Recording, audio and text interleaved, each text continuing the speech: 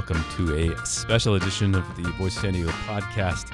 You know, we've got this studio here, and it's always ready to go. And I'm Scott Lewis, and here's my friend Andrew Keats. What's up, my man? So we pushed the buttons and got it going for a special guest, Honorable Mayor Kevin Faulconer. Yep. He reached out to us. Yeah, he wanted to come talk. He said, let's talk. Let's talk about what's going on. And I think it's part of something. Something's going on. Like he's fired up in a way. I mean, look, he's still I don't want to get out of hand. Yeah. He's still Kevin Faulconer. Yes, he's on the Filner scale, he is not reaching up to the Filner level of like madman with hair on fire running around and just like walking into people's offices and like change the law. But something seems to have changed. So to let people behind the curtain a little bit, you and I do a lot of yelling at each other in the newsroom, and shouting out our newest theories of the city that we live in, and one that we've been batting around the last couple days is the new Faulconer theory. Yeah, and keep it within reason. We're not getting out of control, but there seems to be a sense of urgency in some of his actions that wasn't present throughout the beginning of his term. Yeah, and I got a lot of criticism, rightly, for like the way I tried to articulate it. But there is something about his leadership style where it's like, when your lead from behind theory. Yeah, like basically like wait to see how things go and then be in front of it, which makes sense. Like, he didn't want to be the guy out there creating a divisive framing of a topic, right? He never wanted to be the one that said, this is the way it should be, fall on either side of where I'm at, and if you're on my wrong side, I'm going to battle, right? Yeah. That's not been his way, and it's still not. Yeah. But it wasn't producing results. Mm-hmm. Like what he was doing was not producing outcomes, and it seems like he got that message. It does. It seems like that message has settled in. Yeah. Now, so the law of the land in journalism, one thing you learn in journalism school is that you can write a trend story about anything, as long as you can come up with 3 data points. Yeah, exactly. Which is, I say jokingly, it's kind of absurd, but that is the rule. You need 3. We don't have 3 yet. I think we have 2. Yeah. We have 2 data points here. He's made this deal with the Chamber of Commerce and labor groups for this convention center expansion, which is itself big. That was the elusive deal this summer when he was proposing something very similar, and he's got that now. And he obviously, the chamber, nobody would have gone forward with this had he not given it its blessing, right? His blessing, and it's different. It's qualitatively and quantitatively different than the one he proposed before. Like it's not it's not just something that he would rubber stamp based on a model he set up. This is new. Yes. And then the other one, which happened yesterday, was he went to the MTS board meeting and he spoke very forcefully in favor of a progressive Democrat, Georgette Gomez, becoming the new chair there. Yeah. And instead of Ron Roberts, a Republican who, had shown interest in that role and has worked with the mayor in the past. Yeah. And so let's keep things calm. Sure. There's the tax increase for the convention center and homelessness has not passed. Sure. MTS has just now elected a board chair. They haven't done anything differently yet. But it has. I texted somebody in City Hall yesterday, simply, my interest is piqued. Mm-hmm. And I think that's where we are right now. Yeah. I'm seeing the contours of new behaviors, and it's got my attention. So we only had 30 minutes with the mayor. We ended up pushing that a little bit.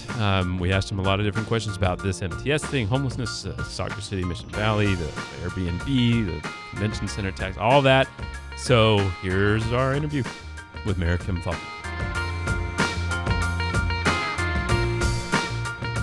Okay, we are joined in the great Voice San Diego podcast studio by His Honor, Mayor Kevin Faulconer. Welcome. Your first time here, right? It is. Thank you for having me. Thank you. Appreciate you coming in, and hopefully it goes well enough. You'll want to come do it regularly. This will be fun. I agree with that. All right. I like the setup. Well done. Yeah, thank you. Thank you. Well, I'm not going to waste any time. Let's get into the news this week. We were very interested to see you you showed up at the board meeting of the Metropolitan Transit System. I've never really been into the MTS board. Harry Mathis was running it for a long time. It seemed like a stodgy, oversight board, it didn't make news, right? It just did its job or whatever. It didn't seem like a big deal. But now this week, the board has a new chair, City Councilwoman Georgette Gomez, somebody you know obviously well. But I was really interested. You went, and to me, it seemed like this was a sign of in poker, like chips went in, and whoever else was interested in that job folded. It was pretty clear. And you were the chips. You were the stack of chips. So why did you go in on it? I'll tell you, Georgette's the right person at the right time. And I said that yesterday. When we look at, and I'll agree with you, under Harry and when you see what MTS has done, remarkable in the trolley expansions and others, there's a lot to be proud of. But look, I think Georgette, particularly with her focus on making transit more accessible, improving transit options. She and I have had several conversations about that. So yeah, I was there very clearly to show my support for her. I think she's going to do a remarkable job. I wanted everybody to know that. Look, there's going to be a lot when we talk about transit and achieving our climate action goals is just one example. We need to make sure that those are in mesh. And so, look, I've enjoyed working with Georgette for the past year that she's been on the council. She speaks her mind. She says what she's going to do. She says what she's not going to do. I admire that. I can work with people like that, and I think she's going to do a great job. You didn't support her election. Were you at all surprised by how she ended up performing, or did anything happen that changed that? She ran a great campaign and she won. But I learned a long time ago, elections are elections, and then it's time to sit down and govern. And so I made that very clear to her, and she made it, to me in terms of, hey, the campaigns are over. Let's run the city. Let's do good things together. We're not going to agree on everything. That's probably obvious. But at the same time, as I said, when you have that openness to listen to ideas, when you can trust somebody that says they're going to give you their word, she does all of that. And so I think that's a strength of hers. I think a lot of people have underestimated her in the past. I don't think so much anymore. I think she's going to do a great job on the MTS board. Should we anticipate you making more appearances at MTS? Is that something you think in the next couple of years you'll be there regularly? Yeah, I do. And it depends on the issue, obviously. Lori Zaff is my designee, so she'll be there a lot as well. But when we look at all of the work that we're doing on Sandag, the changes and the reforms there that I care very strongly about, particularly on the auditing function and something that you've been covering very closely. And on MTS, whether it's our trolley extensions, but more so, as I said, that public transit access, it's gonna. I think Georgette's going to do a great job. Number one. And as I said, I like working with her. Mm-hmm. I probably shouldn't say too many nice things because then I'll ruin her cred with the progressive community. But look, she's a fair, determined, direct individual. Yeah. I think you want that on boards like that, and I think she's going to do a good job. Well, let's talk for a minute just about. Oh, go ahead. Well, so no, you mentioned Sandag, so let's stay on that for just a second. The most recently you went to Sandag when they put up the Measure A ballot measure, and you voted against that. There have been some changes at Sandag. The city of San Diego is much more powerful there than it was 2 months ago. Is that a place that we could anticipate seeing more of you in the coming years? I do, and I think I bring, based upon the experience, Andy, that you guys have covered very well, and some of the issues that the city did not do well when it came to financial accountability, when it came to transparency, when it came to so many things that I based my career on early at the city council. Sandag is going through a similar environment of that, particularly just not to get too far into the weeds, but really the essentialness of having an independent audit function. You need that.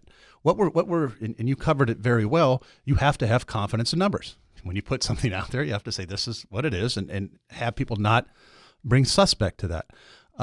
And so not only, and as you've seen over the last couple of meetings, not only having that independent audit function, but getting it done quickly. And so I said, I don't want to wait until the end of 2018 to get that person on board. Let's get them on board. Let's select them. Let's give them the resources that they need. Look, one of the strongest reforms that we did in San Diego coming out of the financial scandals was that independent city auditor, not just the individual, but giving them the tools and the staff to carry out their job. I'm often asked, okay, now that you're mayor, you used to be chair of the audit committee, do you have a different role in relationship with the city auditor? Well, I have a very positive role. You want that. You want somebody looking at your organization saying, what are you doing right and what do you need to be changing? It's healthy. It's productive. So I think that's going to be very important for Sandak. Do you feel like the city representatives on Sandak had any, and maybe even you, had any role in providing better oversight in the past, or acknowledge any sort of vulnerabilities there? But, as you look at organizations, Scott, change is good. Mm-hmm. I mean, and it's time for Sandak to go through this change. And as I've said at some of the meetings, and why I offered, for example, our audit team to come in and say, here's what we do, here's how we've structured it.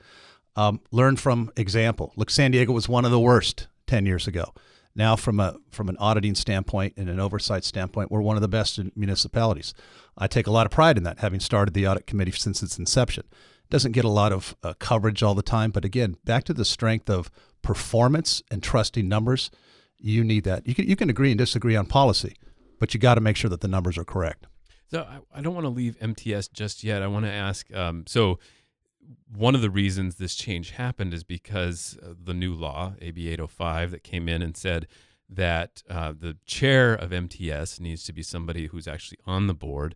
And that led to the few people who wanted that, and then that led to Gomez. And now one of the other changes that law said is that MTS could put ballot measures up to raise its own taxes for its own investments and its own transit such. What do you want to see MTS do? What could it do better, as it changes? Focusing on expanding access. I think that is one of the key things, particularly, look, we're the urban center of the county. As I mentioned earlier, hitting our climate action plan goals, all the things that we're going to be doing this year on incentives and development around transit corridors. Transit is incredibly important to do that. Getting increased in ridership, and it's something that Councilmember Gomez feels very passionately about.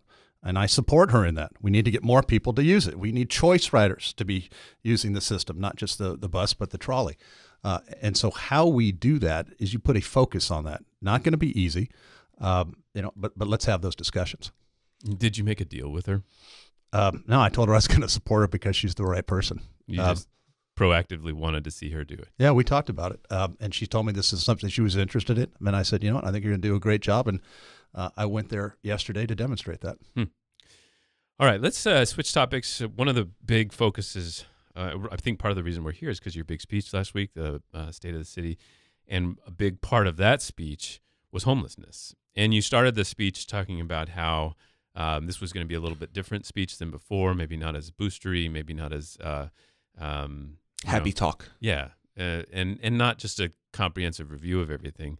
But you started, and I thought this was a really interesting line. You said that on homelessness, for decades, local leaders, myself included, have taken the same approach to homelessness. We pursued universal consensus while homelessness continued to rise. We tried to please everyone at the risk of helping no one. Those days are over. Okay, so what is exactly different?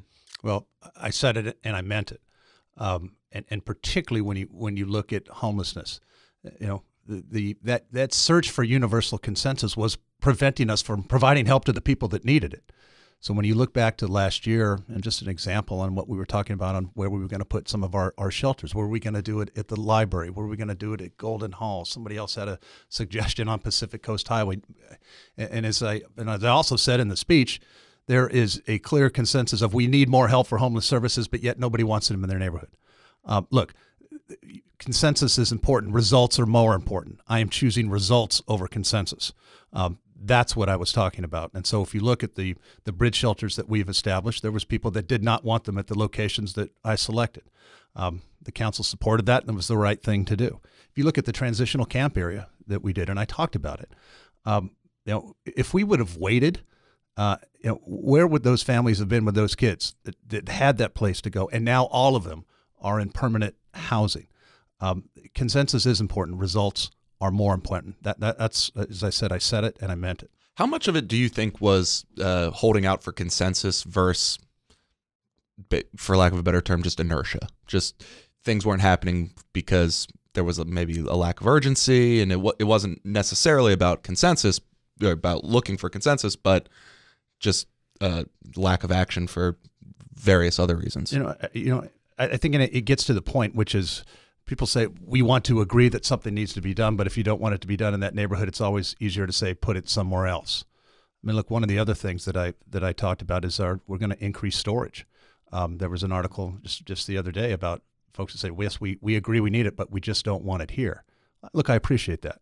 But it's in the best interest of the city that we increase our storage opportunity. So those individuals that need a place to place their belongings, if they're going to a job interview, if they're in between things, you want that. It's going to help dramatically on the streets in terms of shopping carts and other debris. We have to move forward. We're going to move forward. And so I've set that tone very clearly and the action very clearly. I'm going to work very closely with my colleagues on the council, but we're going to move forward because we have to do it. You're acknowledging that was something you yourself did. Too. I did acknowledge it. I said, particularly the first part of last year, searching for that perfect spot, searching for that perfect, it doesn't exist. It's illusory. It's more important for the city that we move forward. And so, look, I'll take some of the slings and arrows. That's okay. But I think the results are speaking for themselves. Is it fair to say that homelessness was kind of another thing in the city? It was just, the Mount Soledad Cross or Little Hoya Seals or the, these things that we just deal with perpetually. And it was okay the way it was. Did you think it was okay the way it was? I think there's no doubt, Scott, that we've seen the action, and part of why I've pushed it is because it needed to happen, because it was getting worse, not better. And that's just the reality, right? And so you can see it. And so when you have different providers that weren't working on the same page but are doing great work, but working off of different systems, et cetera, no, we're going to change that. We're all going to use the same entry system. We're all going to actually have results that we're going to monitor and support. They all share the same goal of helping people get off the street. But what was lacking was that focused effort, was that collaborative effort. I'm not waiting anymore. There's a lot of people say, oh, it's the city? Is it the county? Is it housing commission? It doesn't matter to me. What matters is that we show action and that we show results, and we're helping people. So now we have our bridge shelters up. We're going to be helping 700 people. But I can't stress this enough. What's most important is not how many people we get into the shelters. It's how many people we transition out. And so that is the huge focus, building on some of the successes that we had with our Housing Our Heroes program, with landlords and others. We want to make sure that we have a clear path to place people, to get them back on their feet. It's about permanent supportive housing. That is the end. That is the beginning and the end of what we need to accomplish, and that's the singular goal now. You mentioned the temporary camping facility at the maintenance yard, and everybody in there was put into a more permanent situation. Yeah. Did that make you contemplate keeping it open? It seems pretty successful. It really helped my resolve that we need to continue to provide more opportunities, and that's what the bridge shelters were all about. The bridge shelters are designed in much better, right? It's a clean, sanitary environment. There's the supportive services. There's all of the things that you want to do, and so we opened one for families. The goal was to try to get all of those families placed, and we did, and that was incredible. And I can't say enough about Alpha Project, Bob McElroy, all of the gang that put their heart and soul into that. And so why we opened a bridge shelter just for families was to build on that. So it's something that we can have year round and not just temporary. So one of the things on this topic that you said that stuck out as, in my opinion, as the most remarkable line of the speech was this. You said, "America's finest city will no longer tolerate the use of a sidewalk, a riverbed, or a tarp as a home." So my question is, what does that actually mean when you say that? It means we're going to provide opportunities, and we're going to take action. We're not going to delay. Mm-hmm. We're going to do what we've been doing on the bridge shelters. We're going to be doing what we're doing on storage. We're going to be doing by citing the first, permanent assessment center. Again, a single focus where somebody can go, instead of bouncing from provider to provider or where should I go, here's the one spot, and then match that person with the services that make sense. That's what we should expect as San Diegans, not saying that it's okay if somebody sleeps on the street or in the river or under the tarp. We should not accept that. Are you saying that you did say it was okay before? No, I'm saying we've allowed that as a city, and that's the wrong path. And so as you and I think, again, this is something that I think most San Diegans agree with. They want to get people the help and the support to make that happen. And I think it's going to make a huge difference in people's lives, and it's going to make a huge difference in the neighborhoods and on our streets. Right. So, if somebody's passing through downtown or see, as I did this morning, a tent where somebody's living, what am I supposed to think then with that line that you've just said? Is it like a snowy street in Chicago that didn't get plowed? Is it like a pothole that hasn't get filled? Is this something we assume that the city just hasn't gotten to yet, or if they don't get to, is a failure of sort of management or the city's services? It's something that says, here's what we should expect as a city. And we should make sure that we are providing the services and the opportunities for somebody to get that help and support. I will tell you, sometimes it takes more than 1, 2, or 3 or 4 times of asking somebody. Our homeless outreach team does a remarkable job. And they will tell you, sometimes they've talked to folks 10 times, but maybe on the 11th time they said, okay, yeah, I'm going to go do something. Particularly difficult, Scott, when you're dealing with a population that has mental health and substance abuse issues, right? When you're under the influence, you're not making some of the best decisions sometimes. And so that's why when we said with our bridge shelters, why we've expanded that with our ambassadors that are going out onto the streets. These aren't uniformed officers. These are people going to talk to people, make a relationship. Hey, why are you here? Let me tell you what we have, over here in the shelter, and making that constant effort and constant support to do that. It's not going to be easy, but again, it's a focus that I think is incredibly important in terms of what we should expect as San Diegans. Are you saying that with this kind of sentence as well, that there will no longer be in the East Village or in other parts of maybe the riverbed housing sort of tent cities? Yeah, I think you've seen a dramatic reduction of that already. And you're committed to that being... You're going to continue to see that. It's you don't want that. That's not sanitary. That's not clean. That's not what we should have in a major American city. Mm-hmm. And so while people, as I said, can argue about different solutions, I think there is strong support for a housing first model. I think there is strong support for bridge shelters and getting people off the street now. That's going to help the individual. It's going to help the neighborhoods, and it's going to help our local businesses. And well, it's a win-win situation, but it takes determination and persistence, and as I said, resolve to do it. And that's exactly what we're going to be doing in San Diego. So you mentioned these bridge structures, and I snarked about it a little bit. The term, it's not actually a bridge or under a bridge. It's what you're talking about is a metaphorical bridge to the future, something permanent, right? And what's kind of frustrating about that framing is that we haven't really conceptualized what it's a bridge to. And in particular, nobody seems willing to actually identify how many structures or units need to be built and what we're going to do to build them. Like what is it a bridge to? And can we wrap our mind around at all how many units we're talking about and how long it would take to get them? It's a bridge to permanent supportive housing. So it's not about temporary housing, which is incredibly important. Sure. But as I said before, that the goal is how many people we transition out of the bridge shelter and into permanent supportive housing. Look, you hit the nail on the head. We need more production. We need more units. And part of what we're doing, and Andy's covered this a lot too, in terms of how are we incentivizing more housing production in the city. I continue to talk a lot about that, and I mentioned it last week, which is so many things. People have said housing was the cause of our problems. No, housing needs to be a solution for our problems. I feel very strongly about that. And again, this is an area of bipartisan support. So when we look at the changes that we have made last year, the changes that I'm outlining for this year in terms of continued reduction of DIF fees, the encourage of development of smaller units, all of the work that we're doing with our landlords, again, to say open up those doors. We have a program that works with the Housing Commission that worked for our veterans population that we housed over 1,000. It's about new units. To answer your question directly, it's about taking advantage of existing units, but that is the bridge.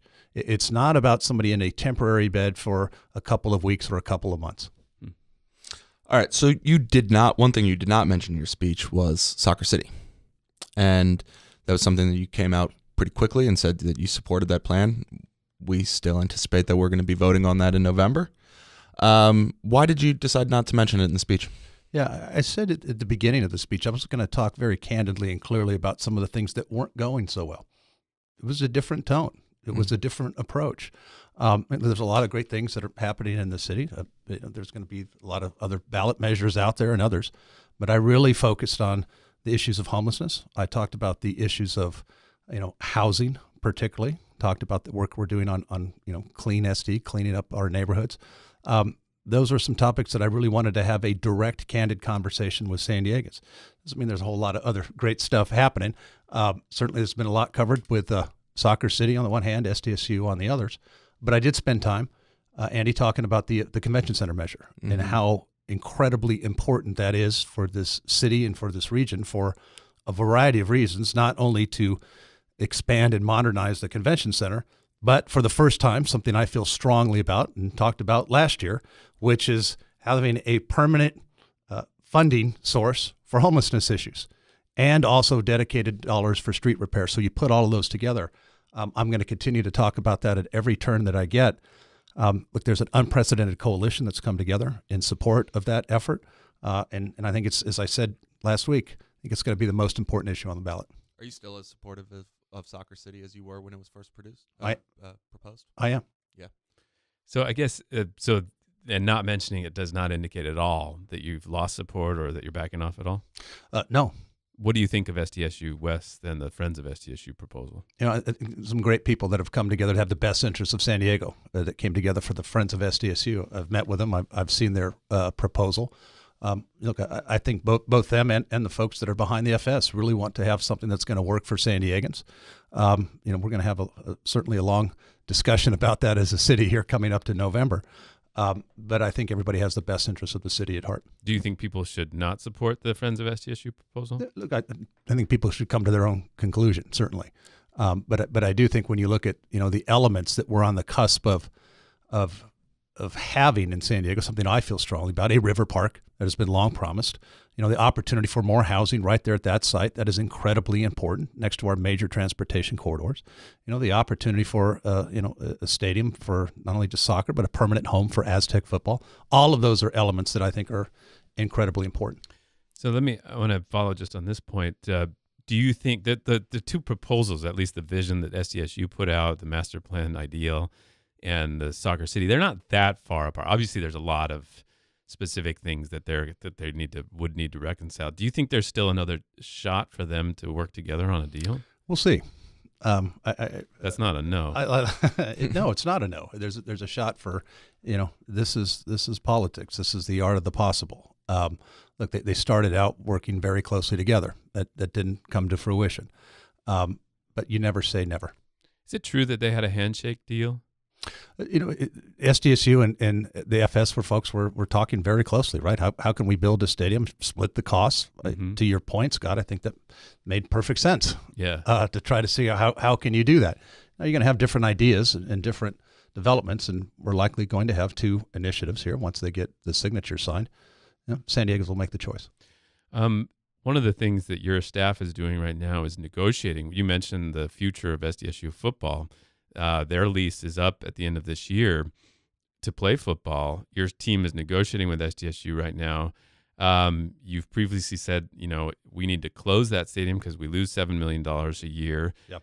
So I'm not going to ask for updates on the negotiation, but do you think we should keep the stadium operating and effectively subsidize SDSU football? Well, we're looking at what we can be doing in the short term. And that's what our clear focus on. I think we will know one way or another what the long-term result is going to be after November.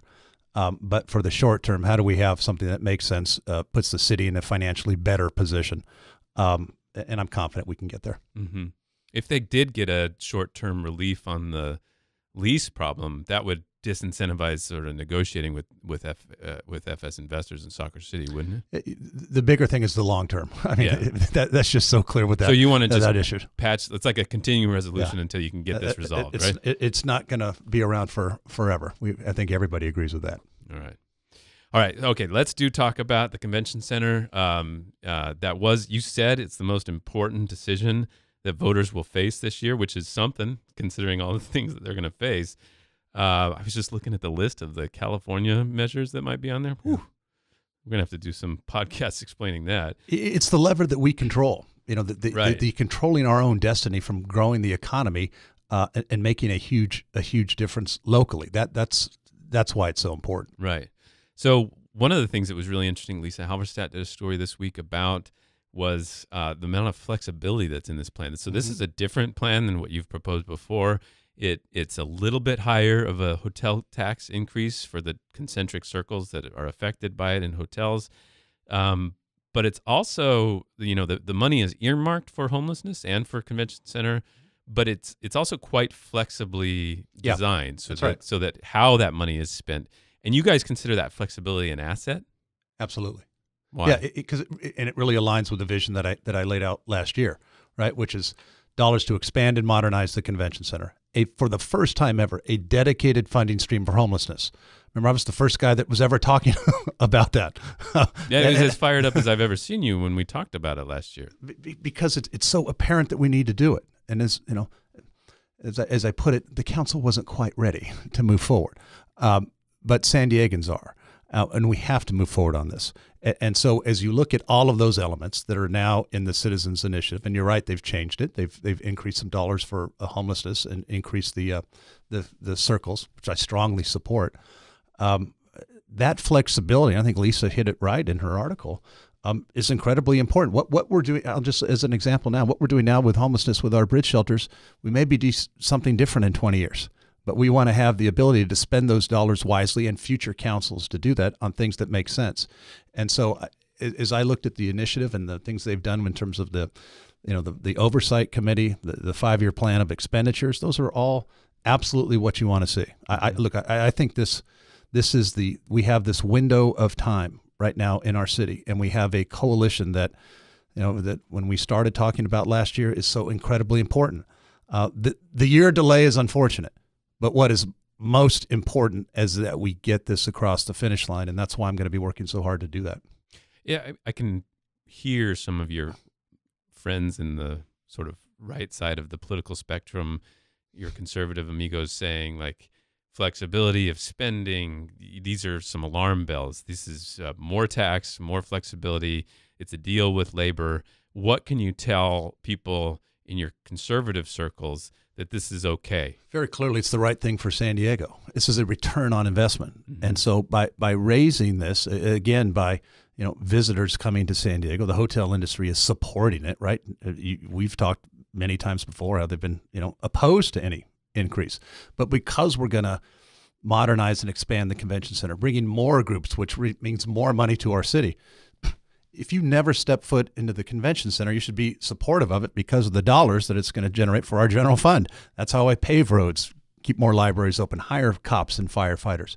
And so that is a return on investment that if we're not doing, other cities will. Yeah. And so when you phrase it in that respects, look, this is the right thing to do. It should not be a partisan issue. I will be very passionate with those on the right as I will on the left of all of the elements on why this is so important. It's a citizens initiative. You had previously wanted the city council to put something directly on the ballot. It's going to cost money to get the signatures. It seems like, is it an indication that government has failed when it can't put something like this directly up on the ballot? Well, as I said, I was moving last year and I wanted us to move quickly. Yeah. But that didn't happen. But instead of giving up, when the council wasn't ready to act, I said, let's keep pushing on this. And then when you saw, the decision with the Upland case and others, the decision was made from a citizen standpoint. Hey, we have the opportunity to go do this. I think the measure will pass whether it's 50%, Scott, or 66%. But this is to make it so that 50 might be viable. Yes. Okay. So another part of the flexibility is in the design. So your last measure indicated that it had to be the sort of previously thought of design, which is a bayfront single building. And there's been some talk about the flexibility this allows. And one of the reasons this is interesting to people is your friends that run the Fifth Avenue Landing, right? The partnership that has that lease, they're moving forward with a hotel on that property, and you can't expand the convention center there as long as if that happens. And so what is the plan for dealing with that partnership and with Fifth Avenue Landing? When it comes to the FAL issue, I mean, that's the subject of a lawsuit. I will just phrase it this way. Resolving lawsuits are always a benefit. And I think that's going to be very important. But back to your question on the language, look, there is strong support for a contiguous convention center. Not only did I talk about it last year, but as you saw the initiative here, it's a convention center that's going to be contiguous. So the support is for not only the fact that it's what the customers want, right, and the Comic Cons and all of our big conventions, how we can do this, but we have an approved project. we have a project that got unanimous support at the Port Commission, a project that got unanimous support at the Coastal Commission. I was there and testified for it. So all of the dominoes are set up. We need a funding mechanism now to get it across. And so I think you're going to see widespread support for that. It's the right thing to do. But we still got a lot of work to do on the campaign. Did the city make a mistake in not paying the lease on the Fifth Avenue Landing property? There's a lot of factors involved, the convention center, et cetera. As I said before, that's the subject of a lawsuit, so I'm not going to get too far into it. But ultimately, I think these things can and should be resolved. Why? Because it's in the best interest of the city. Are you at all open to either the front porch design that was sort of described, so maybe not into that Fifth Avenue Landing property, but somehow over or up to Harbor Drive? I'm strongly supportive of the plan that's been approved, Yeah. And I think most people are. But I will tell you, as people have said, okay, maybe you have a future expansion across Harbor Drive. Maybe you look at that, right? We've modernized and expanded the center before. We need to keep doing it. It's a competitive advantage for us in San Diego that other cities don't have. But I can tell you, and I see it very clearly, sitting as mayor, when it comes to growing our tourism economy in our conventions, people would love to have what San Diego has. So we cannot take it for granted. We have to make that investment. And so modernizing and expanding the convention center will do that. And it grows money into our city's general fund. That's our third largest source of revenue, Scott, behind sales tax and property tax. We can help control that, and it benefits every neighborhood. And that's why getting this one across the finish line is so important. So let's switch topics. One of the other things we noticed you didn't talk about much in the speech was the search for a new police chief. Your friend Shelley Zimmerman's moving on. Do you think she should succeed you as mayor, by the way? She's done a remarkable job as police chief. I think Shelley's ready to look. She is, and you saw the ovation that she received. She's I appointed her. Told her people I wanted to do that the day before I was sworn in. She was the right person at the right time. She's done a remarkable job for this department, a 35-year career. And so there's big shoes to fill. First female police chief in the history of San Diego. I'm proud of that. But more importantly, I'm proud of the job that she's done, and I'm proud of the job that our department does. We have the opportunity now to bring in a new police chief. And so we've embarked on a search. As you know, we've cast a wide net. I've said I want to look around the country. I want to see who's out there. Also looking internally, because we have some excellent candidates within our department. And so that process has been playing itself out. We've had interviews, we've had community panels, other panels, and so it's going to look forward to making that decision within the next couple of weeks. Juxtaposed against the way you moved, as you said, that was like basically the first thing you did as mayor was appoint Shelley Zimmerman to be the chief.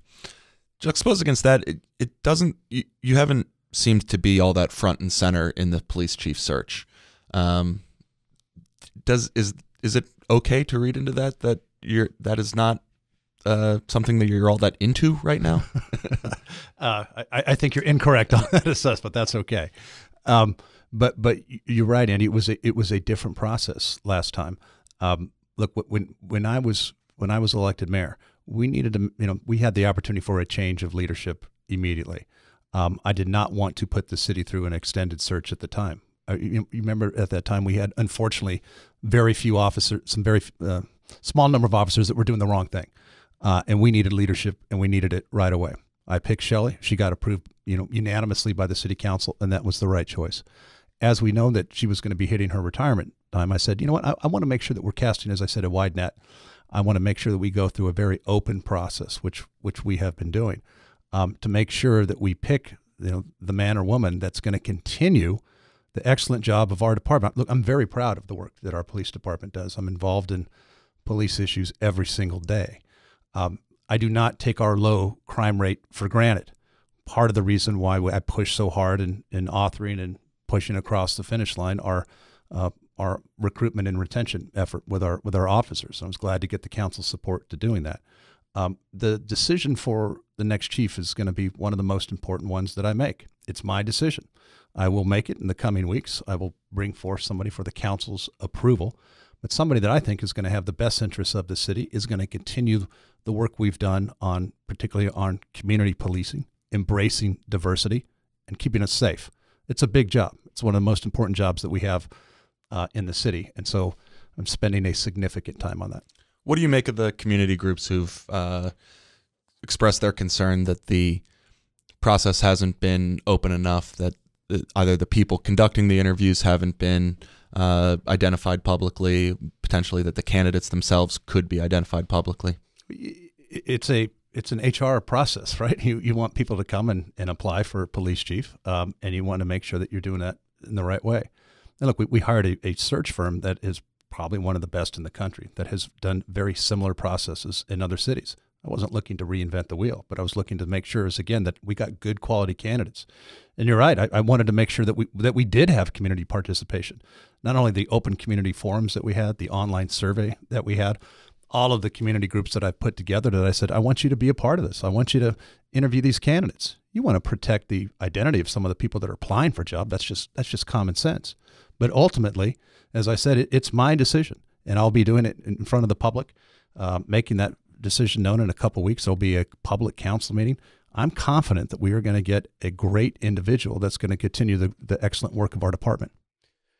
We got to wrap up soon, but I just have a couple of quick things. So one of the issues that's sort of paralyzed the city for a while, re-paralyzed it about a month ago. Councilman Chris Cate, after this marathon meeting about the future of short-term vacation rentals in the city, said that this was proof that the city was unable to govern, was unable to make decisions and actually handle these kinds of issues. There are a lot of people who want to ban Airbnbs and short-term vacation rentals. There's other people that want to permit them, and there's some sort of talk about the middle. This is an issue that you were aware of years ago as a city councilman, and then now as mayor. And I think what Andy was kind of getting at, like there is times when, whether it's Sandag or some of these other things, where we can kind of tell you're just not into something. Are you just not into this issue? And do you share some of the blame for the paralysis that it's had? Look, I think Chris expressed some frustration after the council meeting, because I think there was a lot of people, myself included, Scott, who thought that the council was on the cusp of making a decision on that issue. Yeah. I had actually dedicated a lot of my team's time with the council members on some of the different proposals, a lot of the staff time on here's how we can do it. And I said very clearly, we need to have an enforcement mechanism that is going to work. We have to have very clear rules of the road. So was I surprised that after all of that the council was still deadlocked? I was. At the same time, what I also said is this is an issue we need to solve. And so I'm jumping in with both feet to ensure that we can get to a compromise that I think is going to strike the right balance that we need to give neighborhoods the protection and safety that they deserve. Also, it's an important part of our economy. I'm not going to make everybody happy. That's okay. But what we are going to do is we're going to have making sure that we have, as I said, clear rules of the road. We have an enforcement mechanism, and we get something on the books, and we get something on the books here within the next 2 months. One of the last things, so I noticed you didn't have in your State of the City speech was any Spanish. You didn't speak Spanish for the first time. You didn't forget how, did you? I like our whole interview today is what I didn't talk about in the State of the City speech. That's okay. You still got it. I still got a little bit, yeah. Right. Look, I as I said, I took a different tone. I hope people liked it. But I thought it was important to speak very frankly and directly on some of the key things that are facing us. But yeah, when you talk about Spanish or others, look, I mean, I could have filled a whole State of the City speech on the importance of the relationship that we have with our friends and neighbors in Tijuana and northern Baja California. I'm going to be going to the U.S. Conference of Mayors for a couple days next week, and I'm traveling with Juan Manuel Gastelum, the mayor of Tijuana. Like, we're going to go tell our story. We're going to go tell our story on free trade, how that's a benefit, and how when we talk about one region and creating good quality jobs on both sides of the border, that's important. So I didn't speak any Spanish, but I'll speak some next time. Whether it's NAFTA or immigration, Are you worried about the future of San Diego's economy with what this president is doing? I always worry about everything in Washington, D.C., Scott, and particularly with, as I said before, NAFTA. NAFTA is incredibly important to us. And why we're going to take some time and talk to some of the folks on the committees and others.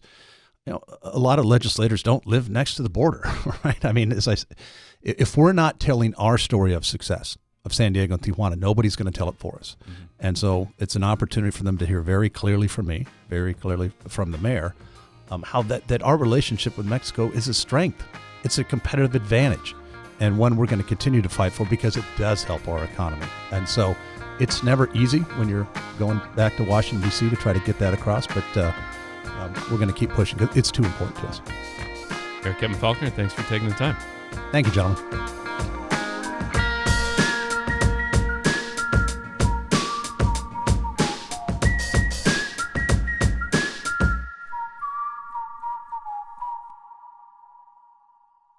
The Voice of San Diego podcast is part of the Voice of San Diego podcast network. Visit voiceofsandiego.org/podcast to learn more about the Cura Chaos show about movers and shakers on both sides of the border, Beer Talk Radio, our business shows Startup Vault and I Made It in San Diego, and the rest of the shows in the network. If you like the show, go to voiceofsandiego.org and click the donate button. Or if you'd like to sponsor it, contact me at kinsey@vosd.org. That's KINSEE@vosd.org.